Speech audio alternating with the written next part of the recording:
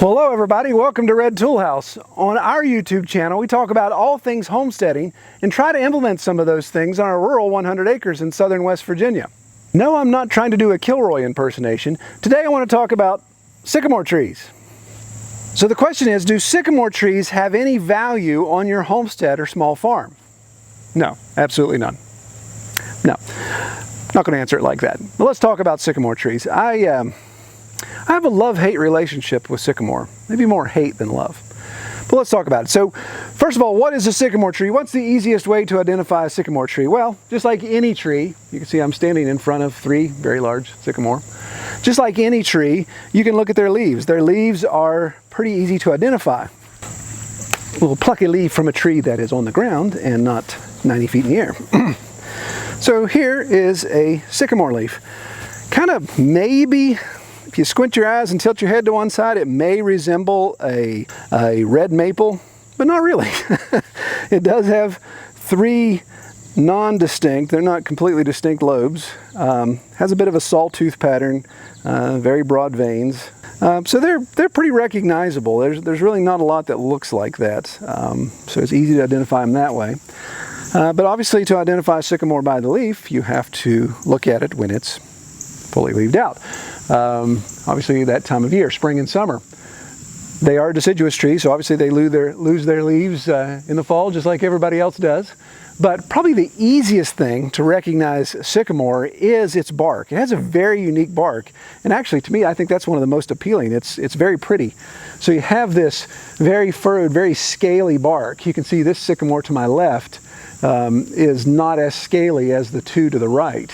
But as you go up the tree, you'll see that a lot of those scales fall off, and it reveals this gray or even white bark. In fact, the further you go up on the tree, it almost looks completely smooth. It's denuded of all that flaky bark. And it's a very pretty white. To me, it's almost as pretty as like a clump birch or something like that. Just really white looking bark, very pretty. To me, that's about where it ends with a sycamore.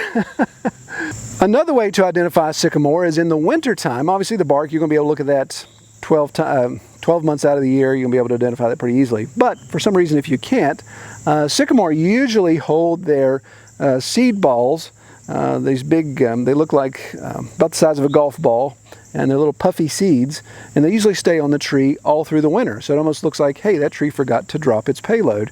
But they actually fall off in the spring, and then they go everywhere, up your nose, in your tractor intake. You know, they're all kinds of fun. So where is the most common place to find sycamore? Watch me fall over here in the creek. Well, kind of where I am right now, on the creek bank. So sycamore absolutely loves water. Poison ivy loves sycamore too. They absolutely love water. There we go. And will grow around creek banks usually. That's where you normally find sycamore. But sometimes, especially on our property, you find sycamore all over the place because we have a lot of springs. We have a lot of areas, wet weather springs, regular springs, those type of things where the sycamore will spring up. So it's a pretty good indicator that you've got water wherever that sycamore is. Do sycamore have any commercial uses? Well, actually, yeah, I mean, basically any wood has some commercial use. Wood can obviously be used for pulp. Almost all species can be used for pulp. So sycamore can be a pulp tree. A lot of low quality wood items can be made with sycamore. You think of crates, pallets. Some of those things will be made with sycamore. Again, not a good quality wood, not a high market, not a higher timber market value wood. So what about on the homestead? Do these woody spawns of Satan have any benefit on the homestead? Yeah, maybe, maybe not. Let's start with the cons first. I kind of have a list of cons more than I have a list of pros. So we'll start with the cons. What are the cons of sycamore? Well, first and foremost, they don't produce any edible fruit. Those little balls, and I don't see any around, it's the wrong time of year, but those little balls have no nutritional value to it for humans or for animals. I've never seen a pig eat one, and a pig eat anything. They kind of just spit it out. It's like be like eating a cotton ball, basically. They're more fluff than they are substance. So not an edible fruit there. Another issue that really rubs me the wrong way is they grow everywhere. So I hate to turn my back to the camera, but if we look here within the camera shot, there's 1, 2, 3, 4, 5, 6, 7, 8, 9, 10, 11, 12, 13 just in this shot. And those, that clump back there is from where I cut one sycamore down. I coppiced it, which means obviously cut it off at the ground, and then 12 more grew in its place. It's like some alien spawn type of thing. So they grow everywhere. They're extremely prolific. In fact, I need to show my junk pile. If I turn my camera to the left, here where my trailer is and my fence that needs to be recycled. So this is the hillside that my pigs have no access to, and I of course have not done any maintenance. You can see sycamore sapling, sycamore sapling, sycamore sapling, sycamore, sycamore, sycamore, sycamore. There's literally hundreds on this hillside. So if I let this go, this is going to be rapidly grown over with sycamore. So I got to get in here and cut all that out, or try to dig it out. So the thing about a sycamore too is, they pop up everywhere, but they become woody so fast. So you can see this tiny little sapling here that's it's right up to my knee. Most of it is already woody. It already has bark on it. So they aren't that easy to kill. If you come through here with a string trimmer, you're not really going, you maybe cut the top off of it, but you're not going to tear up that base unless you're really going at it hard. That's where you have to put your metal blade on your trimmer and be able to cut that down. There's really not a lot of natural ways to kill these things. I've even seen Roundup not do a very good job on it. The saplings, of course, you could spray with glyphosate if you dare want to go that way. I don't recommend that, and it could kill them. But when it comes to the full-size trees, I've seen guys drill holes all the way around it, pour glyphosate into those holes, and still not kill the tree. It knocks it back a bit, but it still seems to come back. I've actually taken my chainsaw down near our creek crossing a couple years ago and ringed a sycamore about chest high. So I went around the entire diameter of that tree with my chainsaw and cut over an inch deep all the way around to ring it, hoping to kill the cambium layer so the tree would die. Well, the top of the tree did die back a little bit for a year, and it took back off, but then it really produced, it was like pollarding the tree. It really promoted a lot of growth below the cut. So I came back, and one trunk of sycamore was now like 30 little stalks shooting up. So again, I just duplicated or complicated the issue there. Well, you might say, well, can't you just grab this one, Troy, and yank it up by the roots? Yeah, maybe. But you can see the root system that this tree has already developed. So of course, here's the ground level. Get a little closer here. Keep forgetting my wide angle doesn't get too close. But you can see, look at that hateful root on that thing. That thing's already 15 inches long. And this is again a sapling that's just a little bit over my knee. So they have an incredible root system. I mean, I even broke one of the roots off there pulling it out, so that was probably going to grow back. So they're very prolific, very hard to kill, and of course very hard to uproot. I see my head's missing. So while we're on the subject of roots, look at this root system here. Now, granted, I get it that this is being exposed because of the creek here, but you can see this whole network. Some of this is just dead limbs, but a lot of that is the sycamore root from this tree that was coppiced, and then the other two sycamore trees over there.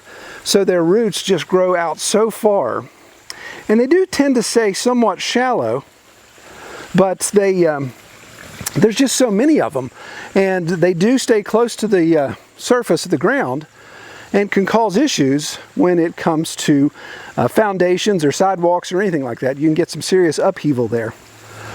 Well, another con of this devilweed is that pretty bark that I was complimenting it on. It comes off and falls everywhere. So just these trees here, I was just walking around just because we had a little bit of a windstorm. There's chunks of bark everywhere. And again, no big deal. Hey, there's some organic matter, Troy. Quit your whining, put it in your compost pile and move on, right? Of course. But if you think about it, if you're doing any rain catchment, if you're doing any, you've got gutters, you're doing anything like that, constantly pulling sycamore bark out of my gutters.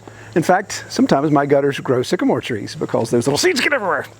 Anyway, well, I'd already mentioned there's seed balls, and here's a juvenile. Obviously, this limb was knocked off in a recent storm we had. So this guy, you can see that's the whole limb. So this guy wouldn't have naturally fallen off there. But you can see that little hateful thing there. Let's try to get a background. My broad belly should be a background, right? So you can see it's a little puff ball there, and as they mature, then they're even puffier. And so they fall in the spring, and like I said, their seeds go everywhere. Again, have no nutritional value to anything. Well, what about their timber value? Really, as I mentioned before, maybe some commercial timber value, not much. As far as firewood, these trees draw so much water out of the ground that they are an extremely heavy wood, but it's not heavy from organic material, it's heavy from water. So if I'd take one of these trees and cut it down and set it up here on some sawhorses or something and let it dry out naturally, or put it in my barn so it would dry out, by the time all that water escaped, you could almost take that log and carry it under your arm. It really holds a lot of water. So when it comes time for firewood, not a good deal. If you get one that's dried out that you can carry it, it's going to burn up like that. If it's got a lot of water still in it, you're going to have a hard time burning. You're getting a lot of creosote. You're going to have a lot of buildup in whatever you're burning. So definitely cross it off the list. And if you really want to challenge, cut one of these down, cut it to firewood length, and try to split it by hand. Show me video of that. That's what I'd like to see. Well, the last con I'm going to list, because we do keep this family friendly, is they grow extremely tall and they seem to live forever. Up where I grew up, there was a huge sycamore that it probably was almost 10 feet in diameter. And I'm 45, and I can remember it when I was a little kid, so 4 or 5 years old. In fact, it was hollow and we could play inside of it. It was big enough that 4 or 5 kids could easily hang out in there. And that was 40 years ago. And that tree is still alive. It's still straight across from my folks' house, an enormous tree.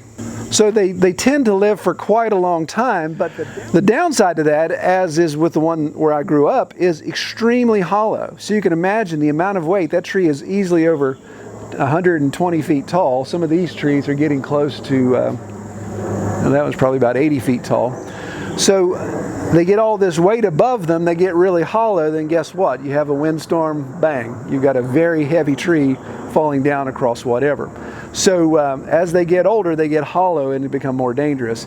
And it's extremely dangerous if you're cutting with a chainsaw. Now, these trees behind me, they're probably about 15 inches in diameter, 18 inches in diameter. Most likely not hollow, or if they are, just a little bit of the pith is probably hollow. But when you get in some of these trees that are 3 and 4 feet in diameter, then there's going to be a lot of that's hollow, and that's going to cause a problem. You stick a chainsaw in it to cut it, and you don't understand exactly how hollow that is. That one could really bite you in the butt and give you a bad day. Well, to be fair and balanced, and to keep you all from thinking, was Troy abused by a sycamore tree as a child? Did he get locked in a hollow sycamore tree for days on ends and he's emotionally scarred? Did his mother beat him with a sycamore switch? Well, maybe the last one's correct. But no, I don't have a natural hatred for sycamore. I just run into them all the time. That's something that grows really well here at Red Tool House. But let's go ahead and list some pros, because this is one of God's creations. There is something beneficial about them, right? Somewhere. Okay, the pro, obviously, you could take advantage of some of the cons. So one of the pros is they grow very tall and they live forever. So in a situation where you need shade, let's say you have a large pasture area and you need to provide shade for some of your livestock, a sycamore could be a good option. It's going to grow fast, it's going to get very bushy, it's going to provide a lot of shade, and it could be there longer than you will be alive, your kids will be alive, and probably your grandkids will be alive. So it'll hang around for a while. So it produces really good shade. In fact, a lot of DNR and other entities that are trying to do stream mitigation are planting sycamore because they provide so much shade over stream, they're keeping the streams from heating up. That's one of the big issues with streams dying off and not being as vibrant with aquatic life, is the temperatures are getting too high. So with other mitigation efforts and shade, they're able to keep the water temperatures lower, thus allowing aquatic life to thrive. So sometimes sycamore come in handy for that. Talking about the roots, again, the cons of the roots going everywhere and being shallow is a con if you're trying to dig them out, or you've got a sycamore growing beside your sidewalk. But a pro to that could be it really be good for erosion control. As you can see, I've left these sycamore trees here. Again, even though they're depositing stuff in my barn gutters constantly, I've left them here because I don't want the creek eating out the bank and eroding. So they're doing a great job. All those roots are just hanging on to all this soil in keeping those creek banks stabilized. So really good erosion control. Well, another pro, believe it or not, is you can actually tap sycamore trees just like you'd tap sugar maple. Now, in full disclosure, I've never tasted sycamore syrup. Actually doesn't sound too appealing to me because I hate the tree. Why would I like the syrup? But if you go online, you can read, you can see people tapping these, very similar to maple, do it at a certain time of year. This thing's full of water, so it's not like you're not going to get a lot of sap out of it. It's my understanding that it takes about 10 gallons of sap to produce 1 quart of syrup. So that ratio is similar to maple, but it's interesting. We may have to try that next year just as an experiment, so maybe I'll literally eat my words. But one of the last pros is the actual wood. When you look at it from a woodworking standpoint, it's not a very strong, stable wood, so I wouldn't build anything structural out of it with woodworking. But some of that wood, it's almost like a Christmas present. You crack that thing open, you don't know what you're going to get. There's so much variation potential in the wood grain of sycamore and the colors because they pull so much mineral out of the ground that I've seen sycamore that go from a nice chocolatey brown with a ray fleck, looks almost like tiger stripes or freckles. You see that a lot on oak, but sycamore's got a really crazy ray fleck. Going from brown to even purples and greens because they pull mineral out of the ground. And some of it's just absolutely beautiful. Now, it's really tough to keep stable. If I would cut this down and put it on the sawmill and rick it up outside with a cover on it, just like I'd do anything else, it's going to look like a piece of bacon by the time it's dried out. So you have to have a lot more drying practices there, more stability, kilns, those type of things to really get a good stable board for woodworking. But it is some pretty wood. So do I try to eradicate every sycamore on the property? Well, no, I don't. These growing right here beside my freezer, yes, they got to go. So we'll probably end up hitting these with the brush hog and the tractor because there's quite a few that have grown up. And these have just popped up just in the last year. This is how big they've gotten. Japanese beetles are eating those, so here we go. Better that than my blueberries, right? So no, I don't plan on eradicating all of them, but I do want to keep them off areas I've cleared. Now, they are handy to, as I mentioned before, to spot water. So as I'm looking to expand pasture, going up the valley to make more pasture for my pigs, I could say, wow, there's a clump of sycamore up on top of the hill. Why is that? Well, there's probably a spring there. So it could be a good identifier. I could get in there and maybe try to build a small impoundment or be able to take advantage of that spring. Again, I leave them around the creek for erosion control. And then some I leave for shade, but it's not as much as, wow, that's the ideal shade tree as much as it is, that's a huge tree. And if I cut that down, I'm going to be spending days cutting that thing up and getting rid of it. And it's not like I can just build a fire and burn it very easily because it's going to take a lot of energy to get that to burn. Well, I think you may have a little bit of a hint of what I think about sycamore. It does have some value to it, but it's not one of my favorite trees to have around. If you disagree with me and you think, hey, I love sycamore, comment below, give me some benefits, some pros and cons maybe that I've missed, and we'll get some discussion going there. Well, if you like this video, give it a thumbs up. If you haven't subscribed yet, be sure to click the subscribe. And check us out on Facebook at facebook.com/Red Tool House Farm. Take care, everybody.